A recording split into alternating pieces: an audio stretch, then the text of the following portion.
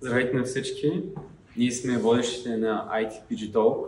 Днеска сме с професор Станимиров, ректор на Икономическия университет във Варна. Здравей сте, професор Станимиров!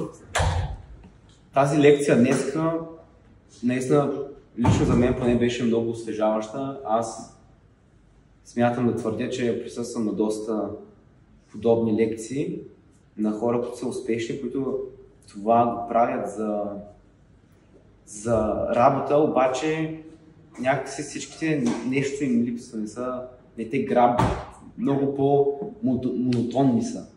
А вашата наистина ми върна желанието да ходя на такива събития, защото наистина беше интересна и мен лично ме грабна супер много. Искам да питам, какви са някакви съвети, които може да дадете на всички, когато правят лекции, как могат да стигнат до хората? Според мен всеки един лектор би трябвало да се съобразява с аудиторията. Когато аудиторията е силно разнообразна, много е трудно да бъде фокусиран като послание. Мога да ви дам пример. Във вчерашния ден говорих на същата тема пред директори на училища и детски градини от цяла Варненска област и лекцията беше различна. Тоест имаше доста по-различни послания, тъй като аудиторията е коренно различна, тя е по-зряла.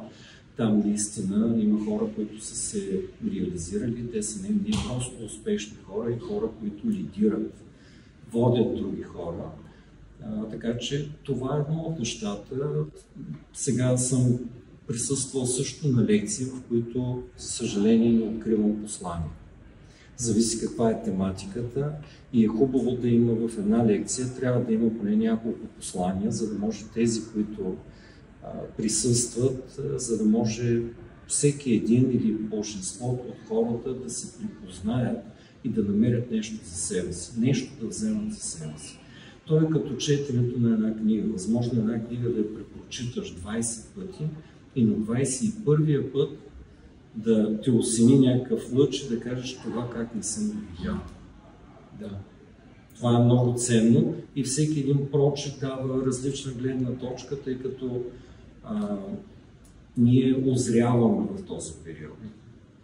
Случват ни се различни неща, преосмисляме различни свои тези, концепции и така нататък. Ако всеки следващ път дава едно и също, т.е. не виждаме нищо ново, значи ние не се развиваме. Колкото и кратко да беше това интервю, смятам, че беше полезно, затова искаме официално да ви поканим в нашия подкаст, в нашето училище, когато ви е удобно. Може да е тази, може да е година, сте добре дошъл, ще направим един подкаст с вас. Сърдечно ви благодаря, за мен ще бъде удоволствие.